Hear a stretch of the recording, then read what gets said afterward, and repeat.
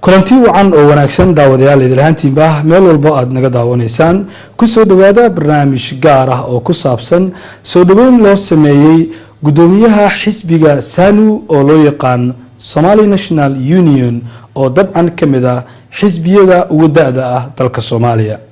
xisbiga SANU waxaa la aasaasay 1943 haddaba munaasabad ka dhacday waqooyiga magaalada London oo lagu soo dhaweeyay gudoomiyaha cusub ee xisbiga SANU mudane Shariif Maxamed Saydi ayaa waxa sidoo kale ka soo qayb galeen dad mas'uuliyiin ah oo waxgarad aqoon-yahano iyo waliba culamaa u diin oo isaga kala yimid magaalada London iyo waliba gobolada ku hareeraysan. haddaba xisbiga SANU waxaa gudoomiye Shariif Maxamed Saydi loo caleemo saaray bishii March ee sanadkan aynu ku jirno kadib markii uu geeriyooday Allah u naxariistay gudoomiyihii xisbigaasi muddada dheer hayay Allah u naxariistay waa Dr. Rajs. munaasabadan oo ka dhacday xarunta Bravanes Center ayaa waxaa sidoo kale kala soo qayb galay fanaanka caanka ah Axmed Naaji Sacad iyo waliba fanaaniin kale.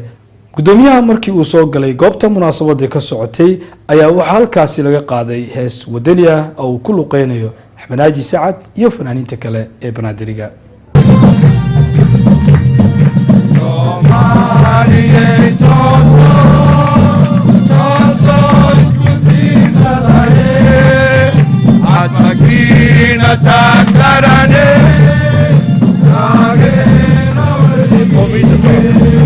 قومية حبنادري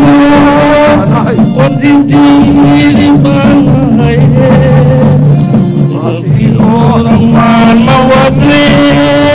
خير لين كتليناي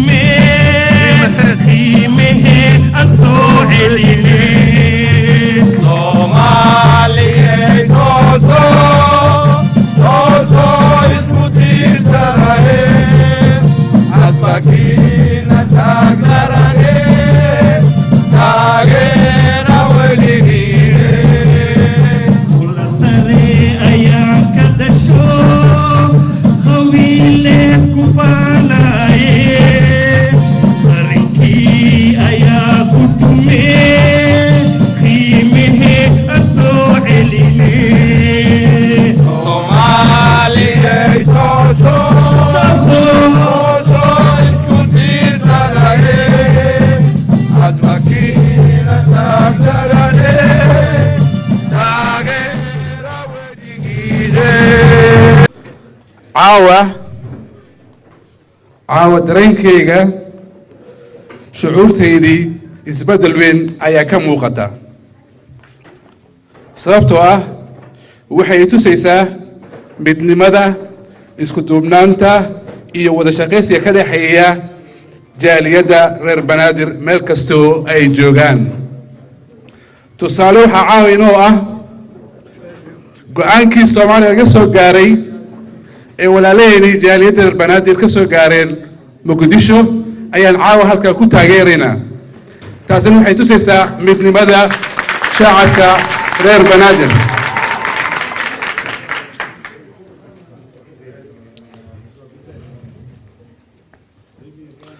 waxaa dhammaan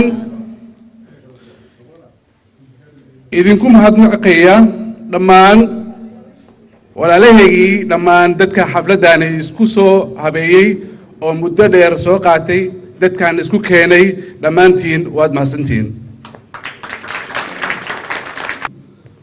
waxaan aad iyo aad ugu mahadcelinayaa dhammaan dadka caawa halka ka soo qayb galay xafladan sharafta leh ay soo sharfeen xafladani ay qiimeeyeen iyo qadariyaan ay siiyeen xafladan loo sameynayo walaalkoodii oo lagu soo doortay Muqdisho. intaasi kadib waxaa bilaabatay khudbadihii iyo weliba ka taariikhaynta xisbiga SANU oo runtii ka mid ah xisbiyada da'da ah ee Soomaaliyana si aad loogu yaqaan waxaana qaar ka mid ah mas'uuliyiintii iyo waxgaradkii halkaasi ka hadashay hadaladooda ka mid ah waxaan filayaa in Abuukar Maxamed Ali Baana in warkii uu dhameeyba waxa ay haraan dhahaaba iska yarba sawaad ugu maadsan bogaadintii iyo dareenkiisii isla maraantii dareenkii inta meesha ku timid u cabiray waxaan filayaa intaas wax kale laga yiraahdo waa iska yartay hasaate haddaan shakhsi ahaan u hadlo Sheekh Maxamed Saydi inta yaraanka ogahay haddaan wax ka sheego waxaan filayaa inaan gudanayo mas'uuliyadda iga saaran tahay caawa meeshaan isku nimid Sheekh Maxamed Saydi aanu aqoon isu lahayn intii markii wadanka xasilooni ka jirtay haddana aqoonteeda oo si dheer ah waxay noqotay markaan isku nimid markii ugu horeysa shirkii Carta Maxamed Saydi waa nin geesi u yahay nin dadkiisa iyo dalkiisa u damqanayo waa xaq darada diidayo waa lilaahi idaacadnimo ku shaqeynayo waa intaas aan ku ogahay ayaa waxaan ogahay kale inuu ahaa dadkii yaraa oo anaga naga mid ah markii wadanka xasilooni daraka jirtay xabada dhacayso sawaariikhda buubayso ninkii naftiisa u huray waxa marka dagi ka mid yahay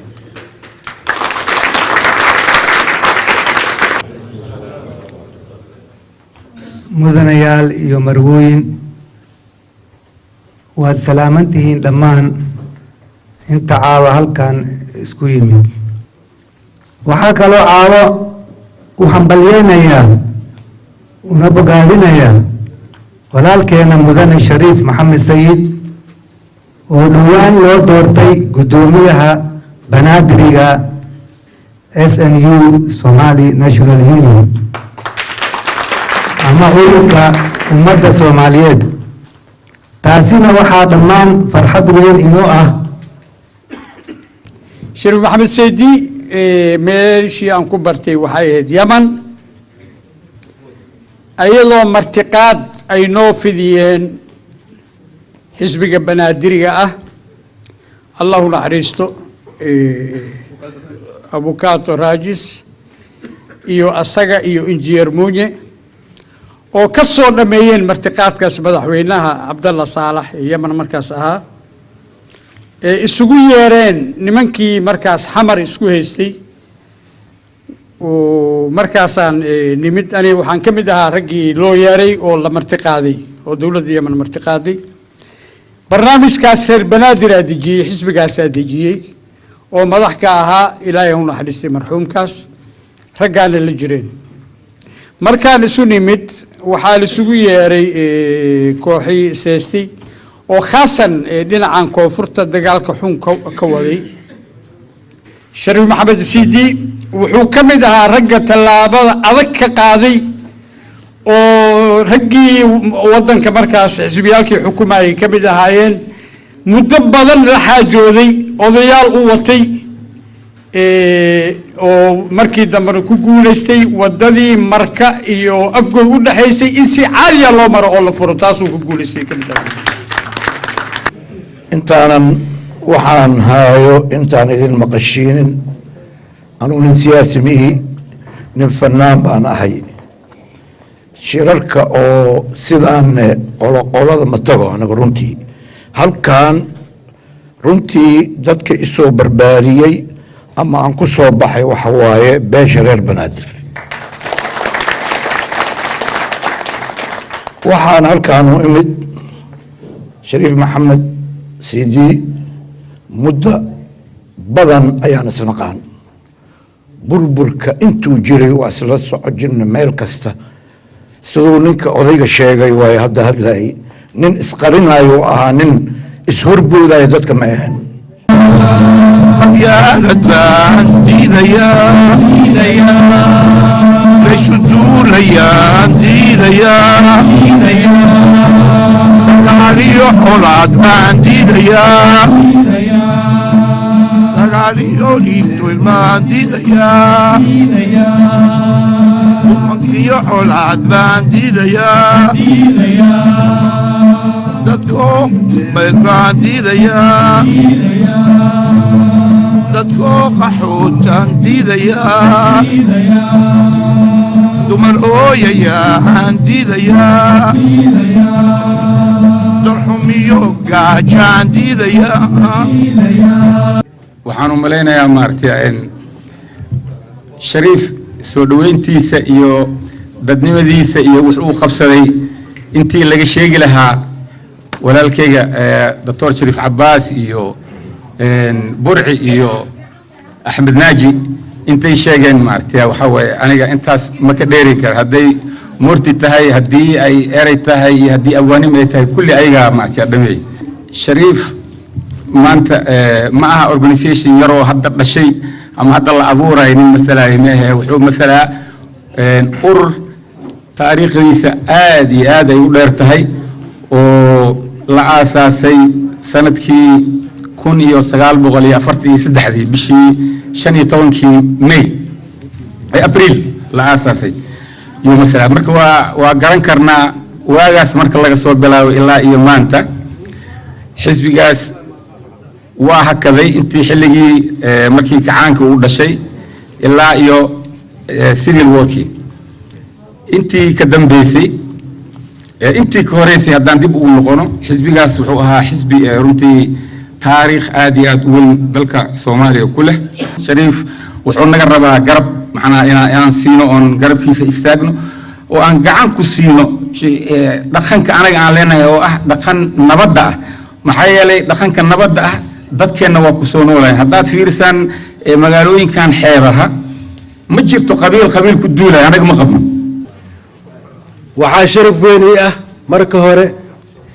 inaan magaca beelaha baajuun iyo magacayga shakhsiga ah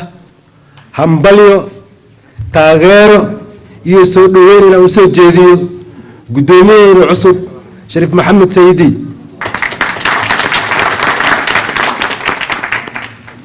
aniga waxqabadkiisa inaan faallo ka bixiyo marabi sababtoo ah saaxiibadeyda waxqabadkiisii iyo kaalintiisii kulli ka soo wada hadleen sidaas darteed intaas le hanoogu ekaato aadaan faraxsanahay inaan kula joogo xafladan muhiim ah waayo aan af Soomaaliga si fiican ma aqaan af Ingiriis aan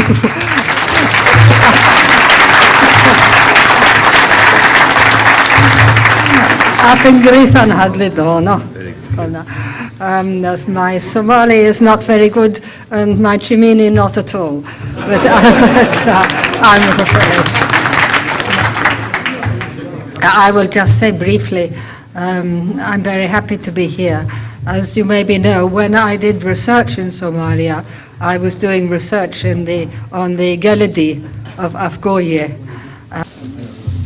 waxaa halkaan maanta waxaan mid inaan taageerno Shariif Maxamed Saydi doorashada lagu doortay waxa magaalada Xamar anagana waxa waan taageersanaa waxa doorashada Xamar lagu doortay alxamdulillaah rabbil caalamiin aniga marka waxaan raynaa arintan kala saaro shay waa guddoonimadii oo Shariif loo doortay shayna waa qomeyda banaadir jacayl iyo wadannimo iyo waxaana ku socono hawaay waa wax taariikh leh oo intaasoo sano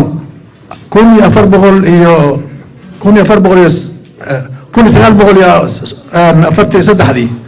waxa la asaasi buu ahaa marka dowladda Ziyaad Barre 21 sano way xirneed 21 sano haddana way xirneed hadda soo baxday waxaa rabaa in dhaxal siiyo dhalinyaro soo socota waxaan runtii maxay ahayd ku faraxsanahay akhyaartan iyo ahbaabtan maxfalkan kariimka inaan soo nimaado walaalkeen Shariif Maxamed oo si fiican looga warramo haddaanay meel kale uga naqdo aan lahayn ilaa inaanu idin sheego aniguna inaan si fiican u aqaano walibana howlo badan aan isla galnay kuwa dhib layo kuwa dhib yar iyo maxay ahayd wax walba aan soo marnay arintu xisbiga kaliya ma aha aniga waxaan isleeyahay shariifka maanta markii aniga talada ay taagan tahay ay tahay tayda ummadda soomaaliyeed oo dhan waa isku keeni karaa anigoo hadalkayga ka baxaya aniga saaxiibkay waaye abaal buu igu leeyahay shariifka siduu sheekhi hadda ugu dambeeyey sheegay shariif maxamed sidiiqni in ugu filan aad u aqaana laakiin banaadir waxaan rabaa waxyar inay idiin xasuusiyo brograam yar oo hore noogu qaladeen hadda saxaynahan sheega ay dhegaysta waana garan doonta markaan sheegaa fahmi doontiin waxayna dhihi jireen markaan xamar joognay oo xisbigooda aan nimaado ilaahayna keeno waxayna dhihi jireen anigoo banaadir ahoo beledkayga loo bara berigaan u soo baxno ama bus ay ka bubtaa beeneed berigaan ka soo baxno ama bus ka bubtaay noqotay geed runteeda marka nimanka busti waa ka buubta balse celiba diinka ku celin jirteen xamar iyo banaadirka laydin sheegaa xamar keligiisa maaha frasmalaskiambona turas casiir sida ninka walaalaheena maanta u dhawaaqe tuulooyinka taariikh dheer ayay leedahay 1200 sano masaajid ayaan ku leenahay magaalada baraawa ilaa hadda masaajidkaas waa dhisan yahay 1200 sano dad ayaa naga horeeyay xamarna sidaas oo kale maaha 100 sano iyo 50 sano run ahaantii taariikhda banaadiri dad badan baa ka been sheega waxaan idinku bishaaraynayaa taariikhda banaadiri inay qoran tahay min maaragtay faaska digama ilaa iyo intii ka horreysay inay qoran tahay baan horta idinku bishaaraynaya waan la dafari karin wax idaacadaha laga sheegay inaanay maaragtay waxba ka taraynin oo taariikhda loo soo noqon doono mar kastaba taas horta ku bishaaraysta ta kale waxaan idin sheegayaa waxaan caawa halkan ku faraxsanahay doctoorka weli meel lagu khudbeynayo ma arkin oo baajin lagu sheegayo farxad bay ii tahay caawa inaan maqlo nin doctora qualified ah oo magaca baajuun ku hadlaya midda labaad waa ninka labaad baajuunka waa aniga sheekh ismaayo calanay ku dhashay hal baajuun wahay waxaan rabaa ganacsiga iyo siyaasadda ma kala maarmaan waa wada socdaan ganacsiga iyo siyaasadda anoo ku hadlaya dhammaan magaca ganacsatada iyo xawaaladaha Soomaaliyeed waxaan u hambalyeeynaa mudane Shariif Maxamed Saydi iyo xilka loo doortay akhyaarta halka isugu timid oo xafadda sharafta ka soo qayb gashay waa salaamatiin dhawaantiin waxaan u maleynayaa hadal badan meeshaan hortayda ma yaallo maadaama hadal waxaa hore loo yiri khayralka maqalla wadalla wixii la dhihi lahay waxaan u maleynayaa horey dadkii inaga horeeya horey uu sheegay wax badan uma soo istaagin waxaan u soo istaagay wax yar anigu aad ugu faraxsan runtii saaxiibkay maxamed sayid oo aad isu naqaanay ilaa dhallinyarnimadii markii 70 uu ka shaqeynayay Virginia ilaa haddeer aan is naqaanay inuu yahay nin ku habboon waqtiga kan maanta la joogo oo adag oo ay ku jiraan ummadda Soomaaliyeed gaar ahaan dadka Banaadir ilaa hadda waxaan rabaa inaan nii sheego arrintan guddoominimada odayaasha reer Banaadir oo jooga magaalada Xamar iyo kuwa jooga magaaladan halkan London iyo meelo kale muddo 5 bilood ayaa habeen kasta telefoon lii soo diray qabso hogaamiye noo noqo Shariif hogaamiye noo noqo ilaa heer waxay gaartay duco iyo inkaar ama waa ku inkaarayna ama waa ku duceynayna hogaamiye noo noqo marka aniga aan ogolaaday isla markii Xamar uma ordin halkaan aan imaaday London odayaasha reer Banaadir oo hadda Axmed Naaji u dhahay meeshan dadaa ka maqan midaan la hadlay mid waxay ii dhaheen Shariif nin istaahilo ayaa tahay jagadaas shakhsi hal iska dhaafo reer hebel waaye ninkii nabadda gacanta naga saaro ninkaasaa walaalkeena ah ninkaasaa madaxweynaheena ah ninkaasaa ra'iisul wasaaraheena ah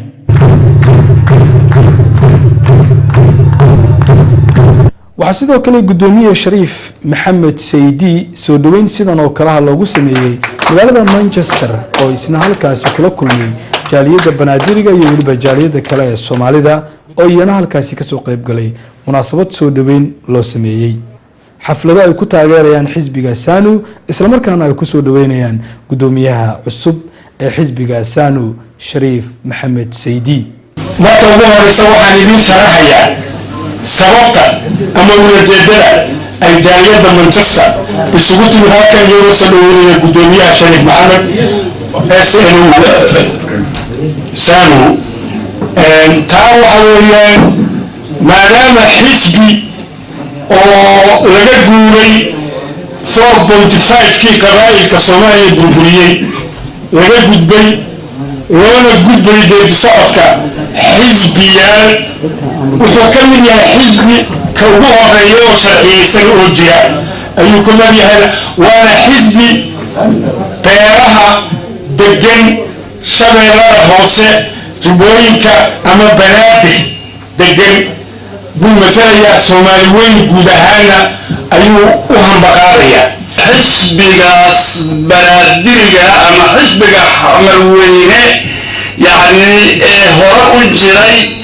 20 sano ku baaba'ay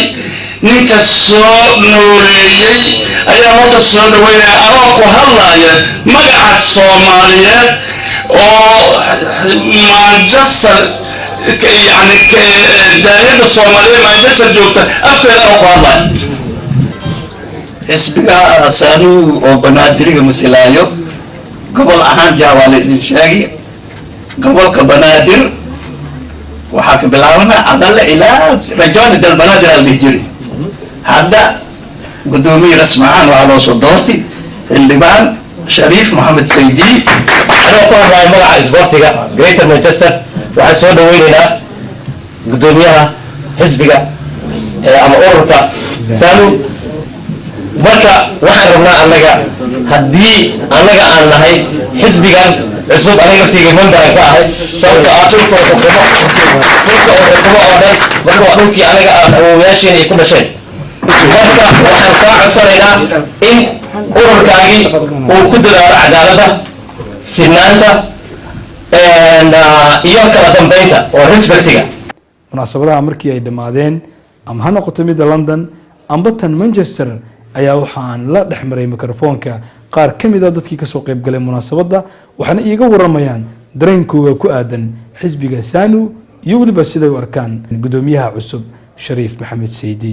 caawa waxaan u maleynaa qiiradeeda aad bay u kacsan tahay maadaama aan arkay ninkii ugu horeeyay gudoomiye ka noqdo SNU oo banaadiriga ka tirsan runtii isboortigaas oo ku mashquulsan laakiin markaa waa markii hore siyaasadda ka soo qayb galo waa ninkan sidaa u arkay ama sheekooyinkiisa markaan dhageystay waa ninkii kaliya banaadiri ma ahe Soomaali dhan ayaa la sheegay inuu isku keeni karo waana taageersanahay waana ku faraxsanahay inaan ka soo qayb galo xafladiisa waxaa sharaf weyn inaan ka soo qayb galno xafladda musharaxa gudoomiyaha ururka SNU Maxamed Shariif Saydi runtii sharaf weyn loo tahay waxaan aaminsanahay